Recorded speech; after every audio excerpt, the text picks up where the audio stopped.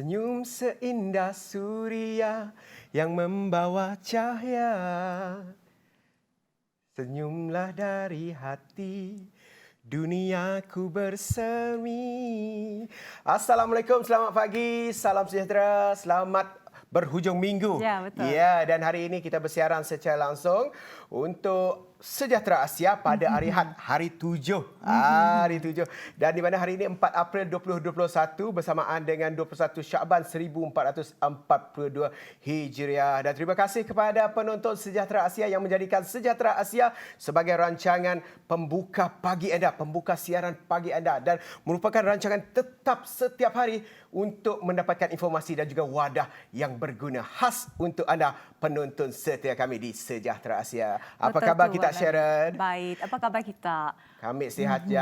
Dan hari Penuh ini bersemangat. semangat. Memang kena semangat. Pembuka dengan lagu kepada anda supaya anda yang sengatuk tu sikit terbangun, terjaga dan terus segar bersama kami sehingga ke penghujung rancangan. Ya, betul. Dan hari ini saya Wan Alif dan juga Sharon berganti kali pertamanya untuk Sejahtera Asia. Betul. Jadi kalau dah pertama tu kena uji sedikit lah. Uji ke? Ada test ke ni? Ada, kena ada tahulah ujian. pula ada ujian dalam Sejahtera Asia pagi ni. Kena ada ujian sebab ujian penting untuk kita tahu pasangan kita ni serasi ke tak dengan kita. Alamak, macam ambil SPM lah pula.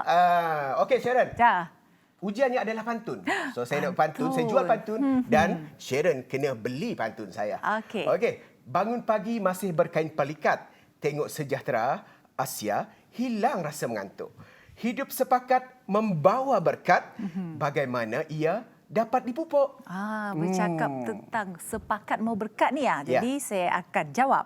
Puteri bonda berkain batik, duduk bersantai di tepi pelamin. Wow. Hidup sepakat mudah dipupuk dengan menghormati satu sama lain. Betul itu. Wah, Gitu. nampaknya Pas tak? pasangan. Pas lulus saya bagi 100. Mesti lulus ni. Per 100 markah teruslah. Okey, dan Sharon, Ya. terima kasih kerana menjawab pantun saya tadi. Kita harus saling menjawab. Ya, betul. Barulah ada saling live. jawab. Macam orang main badminton ke. Macam nak berisik pula kan? Berpantun-pantun di waktu Berpantun-pantun pagi. sebab pantun tu budaya kita. Ya, betul Okey. tu. So, hari ini apa topik yang menarik kita, Sharon? Jadi sebelum tu Kak Nawan, saya nak ucapkan selamat menyambut Hari Easter Sunday kepada masyarakat yang menganut agama Kristian. Ya, betul. Dan di kesempatan ini juga saya ingin mengucapkan terima kasih Wan kepada semua penonton Sejahtera Asia yang sentiasa setia memberi sokongan kepada kita dengan melontarkan komen pandangan yang positif di FB Sejahtera Asia dan IG Sejahtera Asia. Ya, betul. Dan bagi yang terlepas rancangan-rancangan ataupun temu bual sebelum ini, boleh saksikan siaran ulangan ataupun kita punya record lah di YouTube. Hanya type Sejahtera Asia. Betul sih. Betul. Dan banyak pilihan, banyak episod yang kita paparkan dekat YouTube Sejahtera Asia. Anda pilih saja mana episod-episod yang anda ketinggalan. Ya, betul. Jadi Okey, berkenaan dengan topik kita pada hari ini. Jadi cuba Wan teka. Ikan apa yang digelar sebagai Raja Ikan? Wow, Raja Ikan ni kalau saya lah kat Sarawak ni Raja Ikan dia ikan empurau. Macam kena dengan tajuk kita hari ini. Ya ke? Jadi tajuk kita pada ini adalah pertenakan ikan empurau bersama Chua Hua Beng, ya, penyelaras operasi Puri Johan Agro. Dan bercakap lagi dengan pasal topik kedua. Topik Wan kedua dulu, kita Wan dulu, macam tentang mana? institusi pengajian di mana kat Sarawak ni memang banyak macam di Kota Semerhati pun kita banyak institusi Institut Pengajian Tinggi betul. Awam. Dan ada di Bandar Kuching pun banyak juga. Dan kali ini kita akan bersama dengan Tuan Haji Muhammad Yazid bin Ismail Dengan untuk topik membicarakan kita, tentang topik program matrikulasi di Sarawak. Dulu belajar kat mana? Dulu saya tak masuk program matrikulasi, tak layak kot. Saya pelajar lepasan STPM sahaja. Macam mana dengan Wan? Saya masuk untuk UNITA dan juga UPM. UPM. Dan kita hold dulu tajuk dia sebab tajuk dia memang panas, memang menarik untuk tatapan anda pada hari ini. Kita teruskan untuk perincian COVID-19 harian, iaitu saya mulakan untuk perincian situasi terkini COVID-19 di Malaysia setakat semalam 3 April 2021. Sebanyak 1,638 kes baru direkodkan. Dengan perkembangan terbaru ini, jumlah kumulatif kes positif COVID-19 meningkat kepada 349,610 dan ini menjadikan kes yang masih aktif iaitu sebanyak 14,432 kes. Dan dalam laporan harian COVID-19 semalam juga, sebanyak 1,449 kes sembuh baharu direkodkan dan ini menjadikan 333,892 pesakit telah pulih dan dibenarkan discharge dan peratus kes sembuh iaitu 95.5%. Duka cita dimaklumkan terdapat 3 kes kematian baru dicatatkan semalam melibatkan kesemua warga negara. Ini menjadikan jumlah kematian disebabkan jangkitan COVID-19 iaitu sebanyak 1,286 kes. Sejahtera Asia mengucapkan salam takziah kepada ahli keluarga mereka. Dan dalam pada itu juga, sebanyak 167 kes sedang dirawat di unit rawatan ICU dan dengan 81 individu masih memerlukan alat bantuan pernafasan. Di sini saya menyaksikan Perak sebagai negeri mencatatkan kes harian paling tinggi semalam iaitu sebanyak 494 kes, diikuti Selangor 352 kes dan Sarawak 290 kes. Kita masih lagi dalam 3 angka di negeri Sarawak. Tingkatkan kawalan diri. Jangan risikokan diri kita dengan jangkitan COVID-19. Patuhi segala SOP yang dikeluarkan dan patuhi segala arahan-arahan daripada MKM dan juga Kementerian Kesihatan Malaysia. Dan untuk perincian terkini COVID-19 di negeri Sarawak, Sharon ada perkembangannya. Silakan Sharon. Terima kasih Wan. Duka citanya dimaklumkan bahawa terdapat 1 kes kematian baharu melibatkan jangkitan COVID-19 yang menjadikan jumlah kematian akibat jangkitan COVID-19 telah meningkat kepada seramai 113 orang. Salam takziah diucapkan kepada keluarga mangsa. Sarawak merupakan negeri yang ketiga tertinggi mencatatkan jumlah kes COVID-19 yang setakat ini di mana terdapat 290 kes baharu positif COVID-19 yang menjadikan jumlah keseluruhan meningkat kepada 17,135 kumulatif kes dan jumlah kluster yang masih aktif meningkat kepada 37 kes. Manakala jumlah keseluruhan kes positif COVID-19 yang telah pulih atau dibenarkan discharge turut meningkat kepada 14,244 orang dari jumlah keseluruhan kes COVID-19 di Sarawak. Setakat semalam, 290 PUI baru telah dilaporkan. Daerah-daerah yang masih mencatatkan jumlah kes yang membimbangkan ialah Kuching, Bintulu, Miri, Sibu, Serian, Samarahan, Kapit, Julau dan daerah-daerah yang lain. Jadi kepada anda, jika anda inginkan perincian yang lebih teliti lagi, anda boleh rujuk ke FB Sarawak Disaster Information untuk mendapat perincian COVID setiap hari dan dari semasa ke masa untuk mentahu informasi yang terkini berkenaan dengan COVID, Wan. Jadi kalau kita lihat status kita masih dalam keadaan membimbangkan di mana sentiasa mencatatkan 3 angka. Ya, betul. Walaupun vaksin telah pun dalam proses untuk divaksinkan kepada semua yang mengikuti untuk program vaksin kebangsaan ni, jangan jadikan vaksin itu satu platform kita ataupun tiket kita untuk kita bersia-sia ataupun kita melanggar SOP yang telah pun ditetapkan. Kerana SOP yang paling berkesan, Sharon, bagi saya adalah kawal ke diri kita. Kawal ke diri kita, mungkin kita tak boleh lakukan apa yang kita lakukan sebelum ini. Jadi kita hadkan apa yang kita lakukan demi memastikan kita tidak dijangkiti dan juga keluarga kita tidak dijangkiti oleh COVID-19. Dan untuk akhbar hari ini, saya nak cerita sedikitlah khabar. Berita baiklah buat siswazah kita. Siswazah apa kata yang dah habis belajar, kira nak dapatkan pekerjaan, kiranya dapat pekerjaan mestilah nak gaji besar kan. Memanglah semua nak. Dengan kehidupan kos hidup yang semakin tinggi ni, saya kira adalah tidak keterlaluan lah jika siswazah menghendaki gaji yang agak tinggi lah dengan kos hidup yang tinggi dan mungkin kena bayar PTN. Itu saya no komen lah. Dan untuk news kita pada hari ini, iaitu kerajaan menjangkakan gaji permulaan bagi siswazah yang memasuki pasaran pekerjaan akan lebih tinggi menjelang pertengahan tahun ini. Berikutan ekonomi dilihat semakin pulih.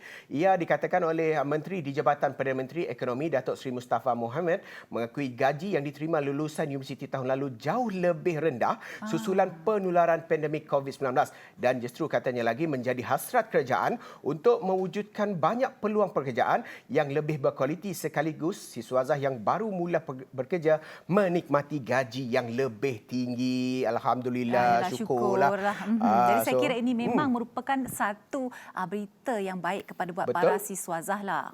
Jadi mungkin dapat mengurangkan beban keluarga, dapat meningkatkan taraf hidup sendirilah. Betul. Jadi saya rasa kira ini memang sangat baguslah inisiatif yang diambil oleh kerajaan ini di mana yang mengkaji semula permulaan gaji untuk para siswa Azhar. Dengan menepati kos hidup kita yang semakin tinggi sekarang ni, Wan. Yalah, dengan apa keadaan yang masih dalam cabaran pandemik COVID-19 ini. Dan untuk Sharon pula, apa yang jadi nak bawa? saya juga ada berita gembira ni, Wan. Wow, apa yang gembiranya ni? Gembira ni khususnya kepada semua ibu bapa dan pelajar-pelajar. Jika kita lihat pelajar sekolah menengah di Johor, Kedah, Kelantan dan Terengganu telah memulakan sesi persekolahan mereka pada hari ini, Wan. Tapi bagi sekolah di negeri lain akan memulakan sekolah pada esokan hari iaitu 5 April. Jadi saya kira ini satu perkabaran yang sangat gembira buat ibu bapa dan guru-guru dan juga pelajar kerana setelah hampir saya kira 3 bulan mereka tidak menjalani sesi persekolahan di sekolah, semuanya melalui pembelajaran online saja. Jadi esok mereka akan memulakan hari baru mereka ke sekolah.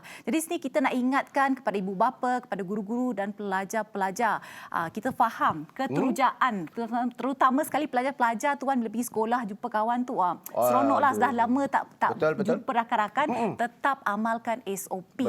Elakkan 3C dan amalkan 3W iaitu wash, wear dan warn, dan elakkan confined place, crowded place dan close contact. Jadi kepada pelajar, jika anda nampak dari jauh tiba-tiba kawan hai nak menerjah anda tu, kena ingatkan dia close contact, jangan close contact. Kena ingatkan. Sesama mengingatkan di antara satu dengan yang lain. Bercerita pasal sesi persekolahan ni, Wan.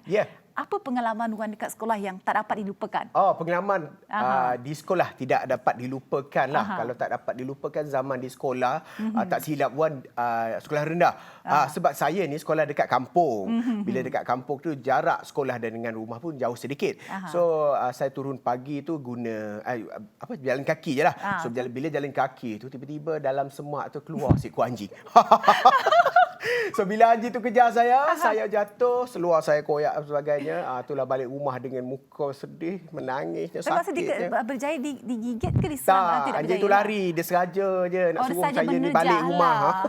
Macam pengalaman saya pula, Wan. Pengalaman saya bersama rakan-rakan lah. Saya kira satu kelas kami didenda sebab tidak menyiapkan kerja sekolah. Dan paling lucunya denda itu adalah awal pagi, pukul 7 pagi disuruh berlari di atas padang. Jadi Wan dapat bayangkan 7 pagi dengan baju seragam sekolah dengan padang yang masih basah sebab barulah ada lepas embun kan. Kena basah lah. Macam beriadah lah. Dikirakan sebagai riadah awal pagi kira kan. macam walk out sikit lah. Tapi tengah berlari tu, tengah jogging tu, kita orang boleh salahkan satu sama lain. Kenapa kau tak cakap? Kenapa kau tak cakap? Macam tu. Tapi itu satu pengalaman lah. Sikit pengalaman yang kita imbau balik sekenal. Jadi tadi kenangan yang manis buat kita. Dan sebagai ibu bapa juga, mungkin hari ini satu persediaan yang baru dalam norma baru, dan mungkin pendidikan kepada anak-anak tentang SOP, penjagaan SOP di mana saja, tak kisah di sekolah, di luar ataupun di mana saja kita berada.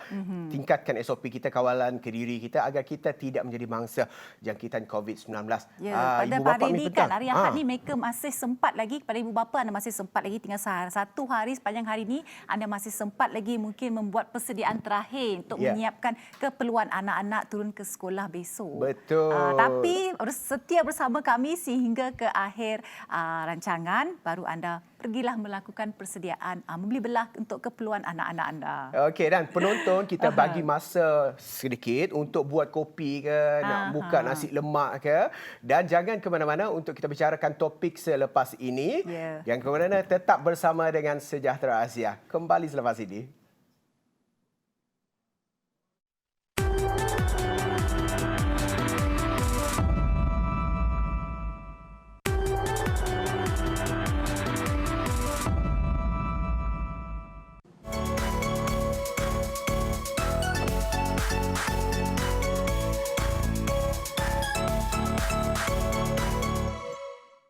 Ya, anda kembali bersama saya, Sharon Kezia dan juga Wan Alif hanya dalam siaran Sejahtera Asia. Jadi bersama dengan tetamu kita pada hari ini adalah Mr. Chua Hua Beng dengan topik kita penternakan ikan purau. Jadi, hello Mr. Chua. Hai, selamat How are pagi. you? Good. Selamat datang. Bagus. Apa khabar, sihat? Sihat. Dah breakfast? Kopi sikit. Kopi sedikit. saja, betul Ingatkan lah. breakfast dengan ikan Kopi. purau. Itulah kita pun sebenarnya kawan kita tengah cari atas meja kenapa kosong ni. Kita harap tadi kan adalah juga dia bawakan beberapa ikan purau tu untuk display bagi Tak apa. kita. Kita boleh pergi tempat nanti. Betul, Yes, sangat Okey, seronok. seperti yang sudah maklum, ikan empurau ni merupakan raja ikan di Sarawak. Betul tak, Sharon? Betul tu. Wow. Dan Sharon pernah rasa tak ikan empurau? Tak pernah, tapi teringinlah juga nak rasa. Saya dah pernah dah. Rasa dia Lagak nak lah. ditelan mati mak, nak diluah mati bapak. kenapa Macam tu rasa tu? dia. Kenapa tu, Sedap Wan? sangat. Tapi jadi harga dia sedap juga, Wan. harga tak jadi masalah. Kita boleh nanti Encik Chua sendiri akan cakap macam mana untuk dapat mampu milik nak beli ikan tu betul nanti. tu. Okey. Dan pertama kali memang Sejahtera Asia mengucapkan selamat datang sekali Ya. lagi, dan untuk pertama kalinya lah dalam bidang penternakan ikan empurau ini, boleh ceritakan sedikit apa sebenarnya istimewanya ikan empurau ini, Mr. Chua? Well, bagi kita orang Sarawak kan, Ya. boleh dikatakan ikan empurau ni is khazanah negeri. Wow. State treasure lah. Yes, Because state ikan empurau ni memang produk dia original. Dia memang asli dari Sarawak. Dia is made famous from Sarawak, and it's known throughout. I can say the whole world lah. Ya, betul. Jadi bagaimana pula dengan habitat ikan empurau ni, Mr. Chua? Adakah dia terdapat di setiap sungai di Sarawak ataupun sungai-sungai terpilih sahaja? Actually, ikan empurau Sarawak ni dia terdapat di sungai-sungai yang terpilih di Sarawak. For example, contohnya Sungai Rejang, ada yang di Sungai Andang di Lawas. All those places. Maksudnya dekat di Kuching ni tak ada lah. Kuching sebenarnya tak ada lah. Oh, tak ada. It's all di dekat Ulu area. Dia di hulu-hulu area ataupun hulu-hulu dia di kaki bukit ataupun perlu pergi ke atas bukit ataupun di hulu-hulu sungai macam tu. Hulu-hulu sungai. For example, kalau sekarang kita kan ada hobis mengail kan. Ya, betul. Jadi for them to sampai ke spot untuk mengail tu, sometimes it takes them like 10 hours, 10 jam of boat travel to even sampai ke tempat lokasi-lokasi yang terdapatnya ikan empurau itu. Iaitu empurau liar kan? Yang liar. Dan menurut fahaman saya juga, ikan empurau ni dia sensitif dengan pencemaran, betul tak? Quite actually. Agak sensitif dengan pencemaran. As for example, like sekarang we know that banyak deforestation is happening, right? Then sungai pun sekarang macam tesipeng. Macam tesipeng, macam melopeng, air keruh lah. So then these fishes, they will swim upstream to clearer water. Jadi pandai memilih habitatnya yang suci lah, yang orang tidak tercemar lagi. Jadi macam Mr. Chua sendiri, kita difahamkan bahasa Mr. Chua menternak ikan empurau ini. Jadi bagaimana proses penternakan ikan empurau ini? Di ladang kita, Purijan Agro, kita consider kita ladang A to Z lah. Kita memproduce benih ikan empurau, and then after that kita ada grow out and to the end process. So what yang di ladang kita menggunakan sistem simple RAS, means recirculating system. Tapi we were blessed, kita memang di blessed lah that our farm location kita ada air gunung. Air gunung yang dari Mount Sadong, sebab kita punya location dekat Kampung Tai, Sirian. Sirian. Ya. Wow. Jadi ada perbezaan ke dari segi rasa antara ikan empurau yang diternak di kolam dengan ikan empurau yang terdapat di sungai, yang liar tu? Sememangnya memang ada perbezaan in the taste, but sekarang ni kita susah nak dapat yang diliarkan. Kita susah nak dapat ikan empurau yang rasa dia seperti yang dulu-dulu. Betul. For example, 10 years back, I can say 10 years back. So right now yang kita yang menternak ni, we try to get the signature taste through our breeding, to our farming process untuk mendapat signature taste ikan empurau yang sebenar. Try to get, if not 100%, at least 99%. 99%. 99%. Jadi hampir rasa sama dia. lah Hampir dengan sama. rasanya. Macam Jadi- Wan dulu, masa Wan merasa ikan purau tu yang diternak atau yang liar? Saya tak tahu sebab yang saya tahu dia dah masak Dah atas siap, meja je. dah sedap lah kan? dah masak tu saya tak tahu. Saya makan je. Dia liar ke, dia Dia apa diternak ternak ke? ke. Yang penting ikan purau. Betul. Jadi bila dikatakan dengan rasa ni juga mungkin harga terkini ikan purau. Berapa sebenarnya harga? Dengar cerita dia boleh 2-3 biji dah dapat loan ni sampai apa nama? 1,000, Kepala 2,000. kereta dah. Di pasaran sekarang, harga-harga ikan empurau di pasaran sekarang ranges actually. Dia ada range. You can get it 150 ringgit Per kg. per is it? kg, Oh, per kg. to even 1,000 plus per kg. Okey. So what yang very important for buyers now is that they must know, mereka perlu tahulah dari mana sumber yang mereka dapatkan ikan-ikan empurau ni lah. Jadi macam mana kita nak bezakan ikan empurau yang fresh ataupun yang tak fresh? Adakah sama seperti kita membezakan ikan yang lain? It's almost the same. Hampir sama seperti cara kita mengenali ikan empurau yang ikan-ikan yang lain di pasaran lah. It's almost the same. Jadi seekor ikan empurau tu maksimum berat dia berapa? Paling berat lah yang Cik Chua tengok sendiri. Paling berat macam mana? Berapa tu?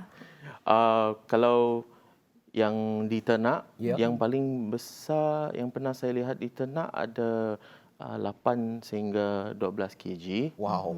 Ini yang so far I know yang di condition ladang lah, Ya, in the farm. Tapi in the wild, I've seen 20 plus kg, even up to sehingga 40 kg pun ada. Besarnya. Betul tu. Yang 40 kilo tu saya tak tahulah berapa Macam harga berat dia. seorang budak.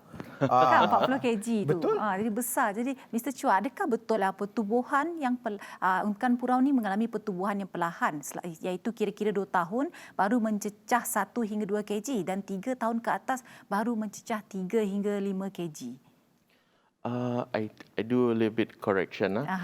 Actually, untuk ikan empurau, dia untuk mencapai size pasaran pertama, which is about 1.5 kg to 2 kg, dia mengambil masa sebenarnya dekat 3 tahun and some even up to 4 years.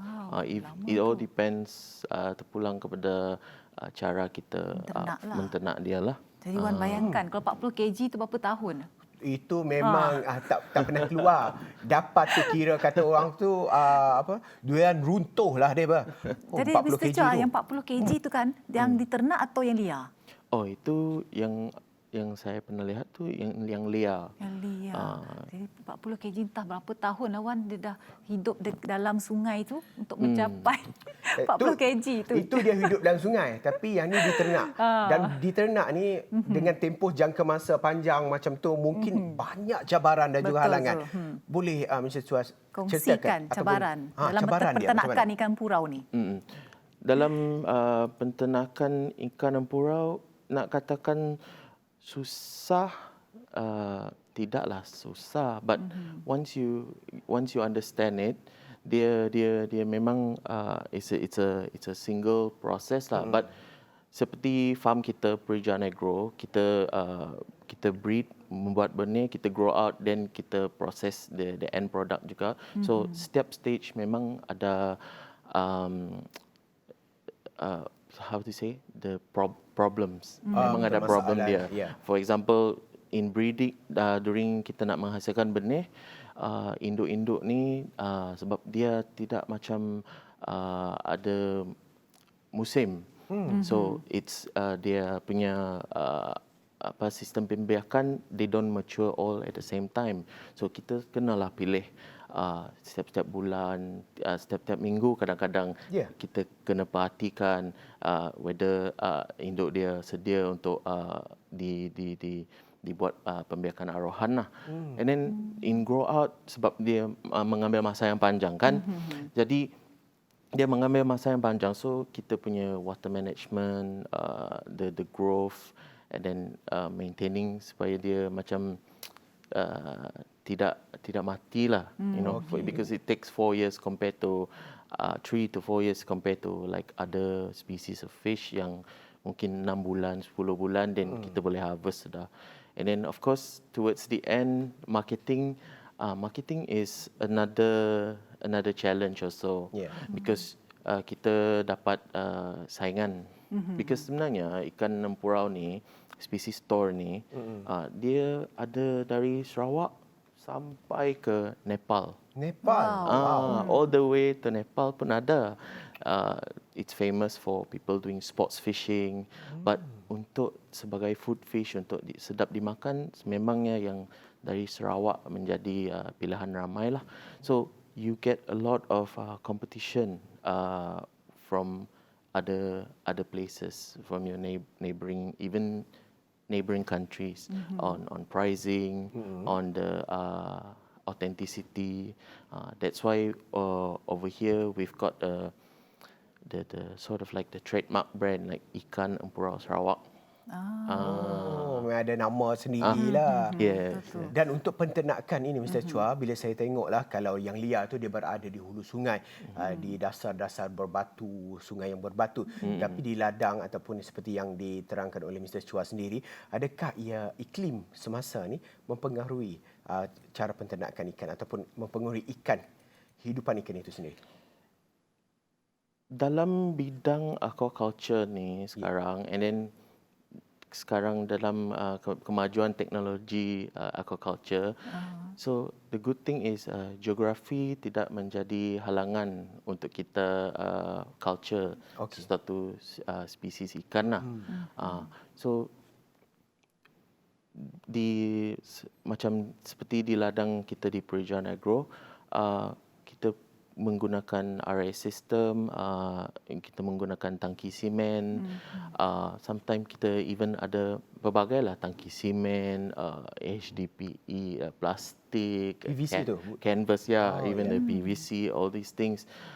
Now is macam mana kita nak manage, do water management. Of course, you try the best as possible to emulate or emulate the natural condition.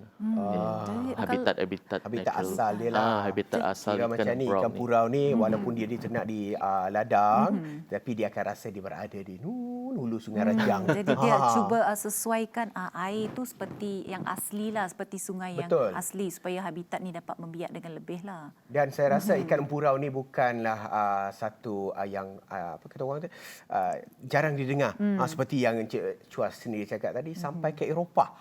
Sampai ke Nepal tu tadi. Nepal pula tu. Wow, tapi kita jauhnya. Sarawak tetap ada signature sendiri, ikan empurau Sarawak. Jadi saya kira memang orang tetap cari ikan empurau Sarawak kerana rasa aslinya daripada sungai Sarawak tu lain, Wan. Ya, betul. Dan saya bagi peluang lagi sekali untuk penonton kita cari ikan empurau. Jangan ke mana-mana, tetap bersama kami di Sejahtera Asia. Kembali selepas ini.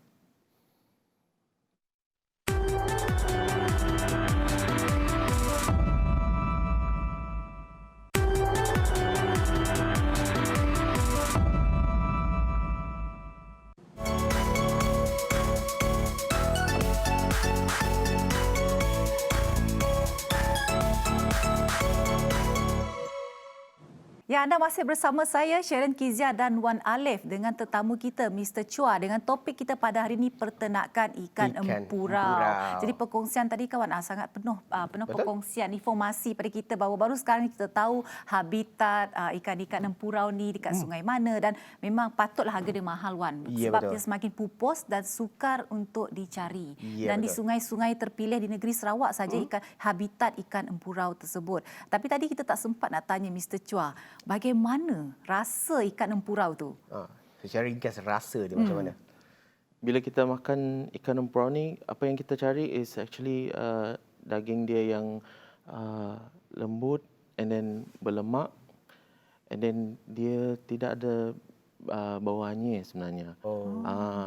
All these thing. Sebab kita kan di Sarawak, kita Empurau kita ada makan buah kabang. Yeah. And then that is what gives the signature taste of Empurau di Sarawak.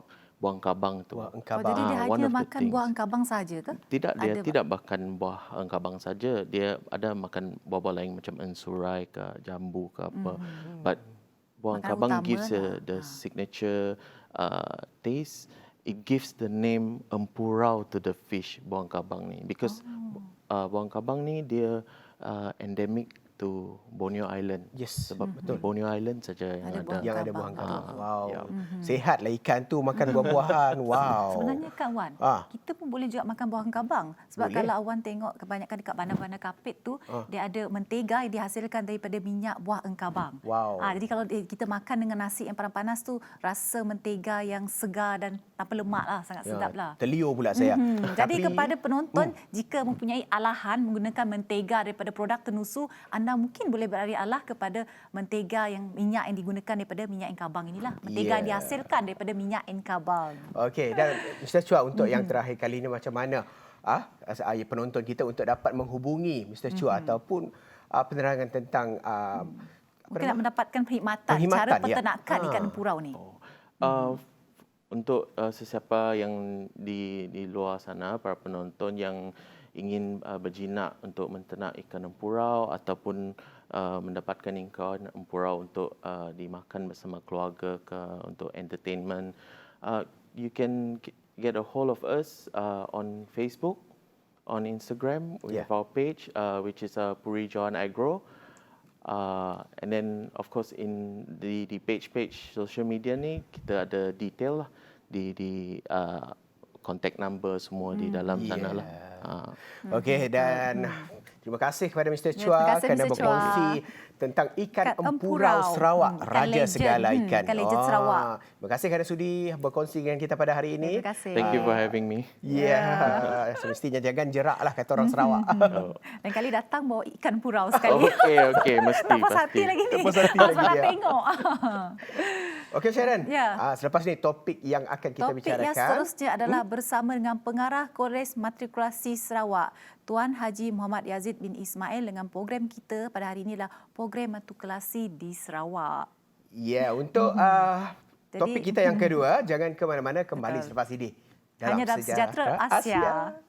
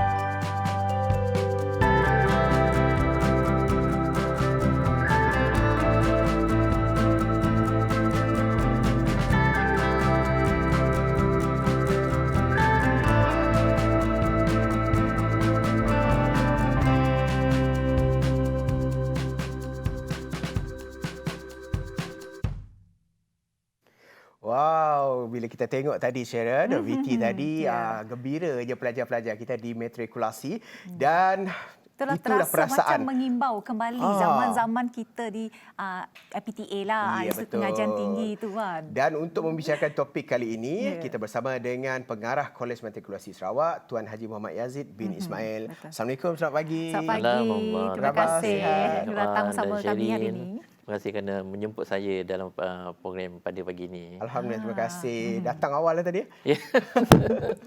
Tapi sesi pengajian belum bermula lagi kan untuk pelajar Sudah, matrikulasi? sedang bermula. Oh, sedang bermula. Sedang berada di semester 2 pada waktu sekarang ini. Awal. Dan Tuan Haji sendiri kita nampak dia orangnya lemah, masih sihat, masih tegap. segak lagi. Segak bergaya pada Terima hari kasih. ini. Dan mungkin Tuan Haji boleh ceritakan sedikit tentang latar belakang jawatan serta pengalaman Tuan Haji sepanjang berada di dalam program matrikulasi ini. Silakan. Terima kasih, Wan.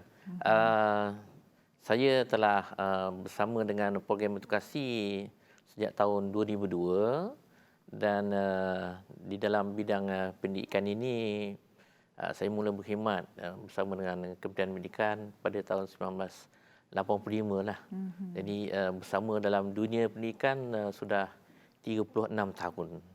Jadi bersama dengan program matrikulasi sendiri sudah hampir 20 tahun lah. Wah, 2 tahun. 19 tahun untuk tahun sekarang ni. Lama tu. Kita masih kanak-kanak riang lagi agaknya masa tu kan. Mungkin saya kanak-kanak kot. Oh, saya masih remaja lah tu. Jadi Tuan Haji, jadi boleh bagi penonton yang tidak mengenali program matrikulasi ini, boleh perkenalkan tak apa itu sebenarnya program matrikulasi? Ya, terima kasih. Program edukasi ini adalah sebenarnya di bawah program yang dianjurkan oleh Kementerian Pendidikan sebenarnya, Kementerian Pendidikan Malaysia, dan ianya mula sekali diperkenalkan pada tahun 1999. Dan kini kita ada 15 kolej matrikulasi di seluruh Malaysia. Hampir setiap semua negeri kecuali Terengganu masih belum ada lagi pusat matrikulasi. Dan hampir 20,000 pelajar lah keseluruhannya ada di program matrikulasi. Di Sarawak ramai. kita hanya ada 136 orang pelajar. Kalau di Sarawak sendiri Tuan Haji, ada berapa pusat matrikulasi di negeri Sarawak? Satu saja. Satu saja. Di mana setiap negeri cuma mempunyai satu pusat matrikulasi di bawah KPM. Ya, ada 15 matrikulasi di mana 3 daripadanya dinamakan sebagai kolej kejuruteraan, kolej matrikulasi kejuruteraan. Yang ditempatkan di Johor, Kedah dan juga Pahang. Jadi kalau tak silap saya kan Tuan Haji, pusat matrikulasi dekat negeri Sarawak ni dekat Sekolah Menengah Teknik Sejingkat kan? Buat masa sekarang ni kami menumpang bersama menggunakan kemudahan yang ada di Sekolah Menengah Teknik Sejingkat. Dan seperti saya maklumlah, institusi pendidikan ini memang sangat diperlukan ibu bapa sekarang. Lebih-lebih lagi bagi anak-anak yang baru lepas daripada SPM. Ataupun untuk sambung belajar lah, pendek cerita sambung belajar lah. Dan untuk pendapat Tuan Haji sendiri, mengapa pelajar-pelajar lepasan SPM ni perlu untuk memilih program dimatrikulasi dan apakah keistimewaannya sebenarnya? Itu soalan yang paling cantik tu. Kenapa mesti pilih matrikulasi? Pertamanya, program matrikulasi ini dia program yang paling singkat, fast track. Dalam masa setahun, pelajar lepasan daripada SPM boleh terus melanjutkan pelajaran ke peringkat ijazah. Fast track. Yang keduanya, program ini dibiayai sepenuhnya oleh Kementerian Pendidikan Malaysia. Di mana tiada yuran pengajian, yuran asrama ke apa-apa yuran tak ada. So everything is free. Percuma. Ya, percuma. Tak silap saya penginapan juga kan Tuan Haji. On top of that, Kementerian Pendidikan Malaysia juga memberi kita panggil sikit wang sara hidup untuk pelajar. Allowance. Ya, daripada bentuk allowance sebanyak 250. Wow. Saya suka lawan-lawan Free. Tuan. Dapat duit lagi kan. Kemudahan pun Disediakan. boleh katakan mencukupi semua dalam keadaan yang lengkap. So masa pun pendek dan untuk makluman Wan dengan Sharon, pelajar lepasan matrik ini bukan saja boleh menyambung pelajar di Universiti Awam, juga program edukasi ini diiktiraf di mesti luar negara. Itu di UK, Australia, New Zealand dan yang terbaru Universiti Kyoto, Jepun. mereka mengiktiraf program matrikulasi Kementerian Pendidikan Malaysia ini. So kita fokus kepada pelajar untuk melanjutkan pelajaran ke peringkat ijazah. Namun jika ada yang tidak dapat melanjutkan pelajaran, maksudnya dia nak terus bekerja, taraf yang setara dengan lepasan matrik adalah sama seperti lepasan STPM. STPM. Ya. Wow. Cuma masa yang singkat lah Masa kan. yang Dalam masa yang singkat. Itu yang kita katakan kelebihan dalam pelajar jika dia mengikuti program matrikulasi ini. Jadi Tuan Haji, betul kan saya kalau saya salah, adakah lulusan program matrikulasi KPM ni boleh memohon berkhidmat dalam perkhidmatan awam pada grade 29 dalam 39? Ya, benar. Jadi grade yang boleh dipohon oleh lepasan matrikulasi adalah pada grade 29 itu. Ya. Wow, setahun setengah tu dah lulus program matrikulasi tu kawan dah boleh dapat kerja dah. Dah dapat kerja. Rezeki kalau dah kata orang tu rezeki dah tertulis kat kita, memang kat kita dah rezeki dah lah tu. penginapan, lepas tu yuran pengajian semua free. Semuanya Lepas tu percuma. lulus program matrikulasi ni boleh pula terus dapat kerja, boleh apply kerja lah. Ya, untungnya kan pelajar-pelajar Dapat sekarang ni. dapat allowance lagi, tambahan dapat allowance bulanan lagi. Walaupun dalam 250 bagi sekitar bagi cukup pelajar tu. cukup tu. Sebab semua dah ditanggung. Makan, minum, penginapan, yuran. Jadi duit tu digunakan untuk allowance harian lah untuk mungkin untuk membeli barang keperluan. Betul. Jadi dan Tuan Haji sendiri bagaimana caranya? Mungkin ada yang nak mohon matrikulasi ni. Ya, masih belum terlambat untuk para pelajar yang sedang menuju pilihan SPM yang telah pun tamat ni. Menuju peperiksaan SPM lepas, boleh melayari laman web di Kementerian Pendidikan Malaysia.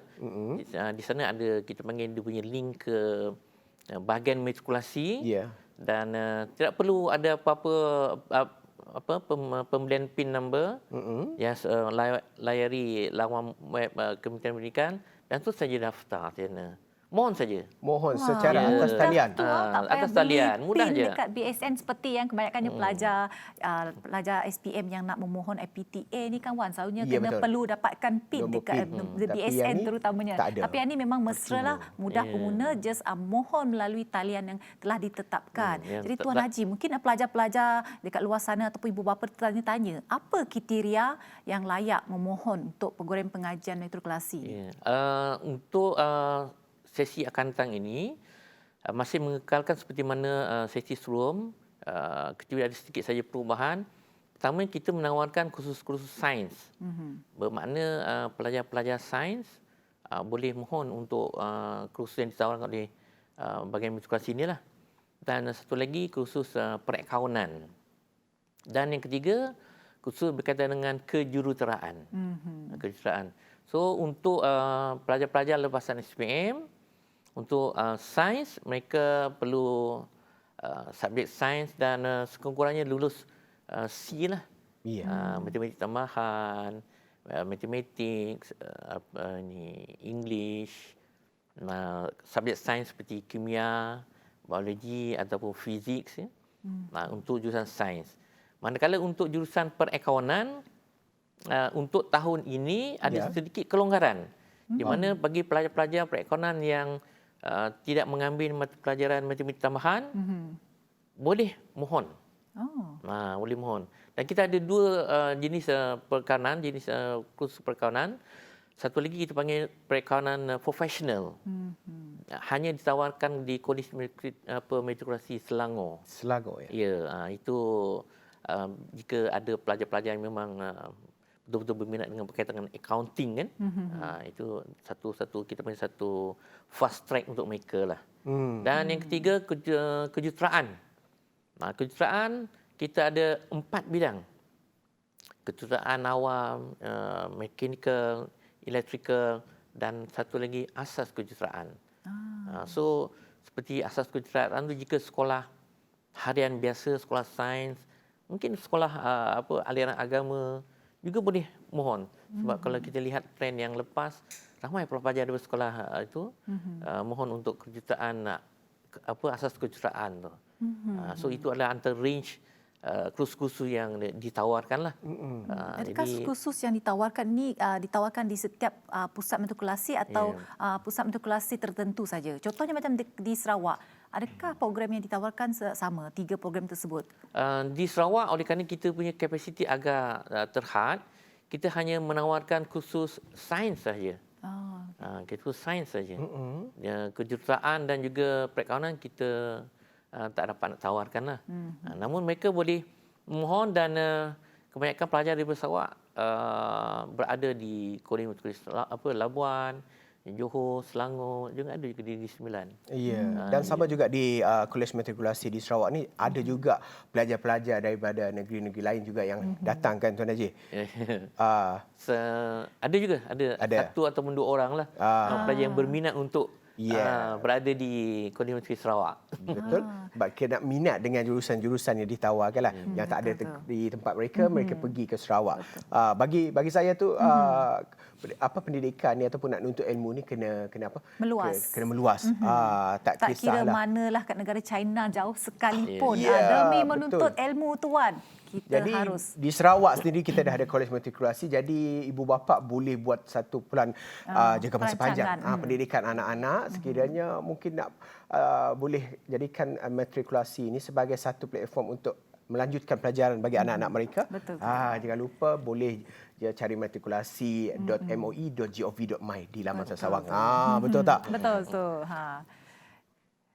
Dan kita masih lagi nak tanya banyak lagi soalan dengan Tuan Haji. Tapi apa kata kita rehat dengan secawan kopi, kembali selepas ini bersama dengan kami di Sejahtera Asia.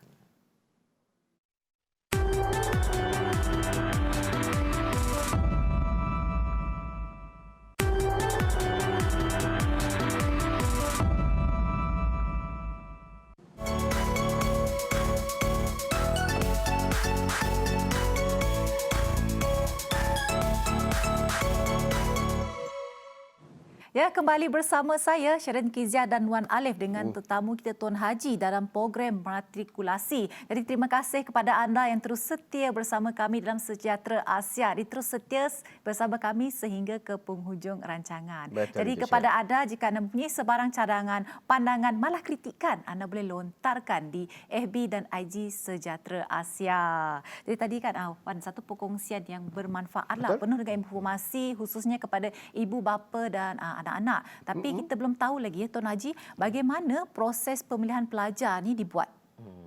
Okey, untuk makluman ibu bapa di luar sana, setiap permohonan yang dilakukan melalui online, okey, akan diproses di bahagian matrikulasi selepas keputusan SPM itu diumumkan. Jadi bagi mereka yang layak, pemilihan itu akan dibuat berdasarkan kepada pilihan pelajar itu sendirilah. Betul. Jadi selepas itu akan disesuaikan dengan penempatan pilihan. Kadang-kadang ada pelajar memang khususnya dia memilih ke kolej-kolej tertentu. Biasanya bahagian matrikulasi akan melihat segi pilihan pelajar itu sendiri. Betul. Keutamaan pilihan pelajar itu sendiri. Dan biasanya surat tawaran akan dikeluarkanlah kepada para pelajar melalui email dan juga semakan dari atas talian. Ya, secara atas talian. Dan memandangkan Kolej Matrikulasi Sarawak ni Tuan Haji menumpang di SM Sekolah Menengah Teknik Sejingkat. Adakah perancangan masa akan datang ataupun masa depan untuk mendapatkan alokasinya tersendiri? Untuk makluman memang telah ada cadangan. Kami di pihak Kolej Matrikulasi Sarawak hanya menunggulah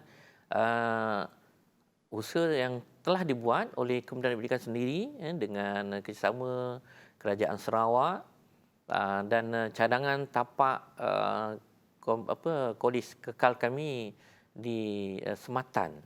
Jalan Lundu. Jadi kami hanya menunggu sajalah sebagai end user kan untuk kita harapkan ianya dapat menarik lebih ramai para pelajar daripada Sarawak sendiri. Ya, betul. Untuk tidak perlu pergi ke kolej-kolej yang jauh lah, seperti di Labuan atau di Semenanjung sendiri. Jadi kita menunggulah. Proses itu sudah pun berjalan dan diusahakan. Sudah diusahakan dan harap benda ini menjadi sesuatu impian, menjadi kenyataan dan mampu merealisasikan. Ia merupakan dan satu inisiatif yang bagus sebenarnya, Wan, supaya mengurangkan beban ibu bapa untuk menghantar anak-anak mereka belajar jauh tu, kos penerbangan, kos mungkin perjalanan lagi. Dan dalam kita sekarang ni berhadapan dengan pandemik, norma baru pula tu memang perlulah untuk buat pilihan yang tepat dan pilihan yang sesuai dalam kita sentiasa mematuhi SOP walaupun nak belajar ke nak kerja atau sebagainya. Betul tak, Syirin? Betul tu. SOP sentiasa dipentingkan supaya kita dapat menjalani kehidupan biasa seperti sebelumnya. Jadi Tuan Haji, apa nasihat untuk pelajar SPM yang ingin mohon ke program matrikulasi? Ya, saya nasihatkan kepada para pelajar yang berhasrat, terutama pelajar aliran sains dan juga mungkin pelajar yang berminat dengan aliran perakaunan, untuk mohon saja, untuk mohon layanan web Kementerian Pendidikan, kerana kalau kita tak mohon pastinya tak dapatlah. Betul. Kadang-kadang ada pelajar dia tak sangka bahawa kursusan SPM mereka lebih baik daripada apa yang disangka. Jadi untuk mengelakkan daripada para pelajar terlepas peluang ini, saya nasihatkan mohon saja. Ya, mohon saja. Mohon saja. Betul. Kena mohon saja dan dengan nasihat akhir daripada Tuan Haji kita itu tadi, maka berakhirlah blog kita bersama dengan Tuan Haji Yazid bin Ismail, merupakan pengarah matrikulasi negeri Sarawak. Terima kasih Tuan Haji kerana sudi datang ke Sejahtera Asia. Sudi berkongsi informasi kepada kita di sini. Lebih banyak lagi informasi yang kita nak kongsikan. Tapi hari ini memang cukup menarik dengan ikat empuraunya dengan program matrikulasinya. Kat Sarawak. Maksudnya kat Sarawak sahaja pun kita boleh hantar anak-anak kita ataupun anak-anak tuan-tuan dan puan-puan yang berada di rumah sana untuk menuntut ilmu sebanyak-banyak mungkin. Jadi kepada pelajar pun seperti yang Tuan Haji kongsikan tadi, jangan takut untuk memohon. Cuba saja, dapat atau tidak dapat itu bergantung kepada rezeki anda, tapi yang penting anda berusaha untuk dapatkan tempat anda ke pusat pengajian yang menjadi pilihan anda. Dan salah satunya adalah program matrikulasi yang ditawarkan di negeri Sarawak, di mana ibu bapa tidak perlu menghantar anak belajar tempat yang jauh, dapat mengurangkan kos penghantaran, kos penerbangan, jadi segala kos perjalanan lah. Jadi kita harus orang kata gunakan sebaik mungkin kemudahan yang telah disediakan oleh kerajaan di negeri kita. Ya, dan sebagai mengakhiri blok terakhir kita di Sejahtera Asia pada hari ini, saya ada mutiara kata nak saya kongsikan bersama dengan anda penonton Sejahtera Asia. Berharap pada anak buta mata sebelah, berharap pada orang lain buta kedua-dua mata. Oleh itu, berusahalah sendiri dan kurangkan kebergantungan kita kepada orang lain. Betul. Fikir-fikirkanlah. Jumpa lagi dan tetapkan kesetiaan anda bersama kami di Sejahtera Asia. Saya Wan Alif. Saya Sharon Kezia. Sejahtera Asia. Daripada inspirasi, kami cetuskan inovasi. Assalamualaikum. Bye.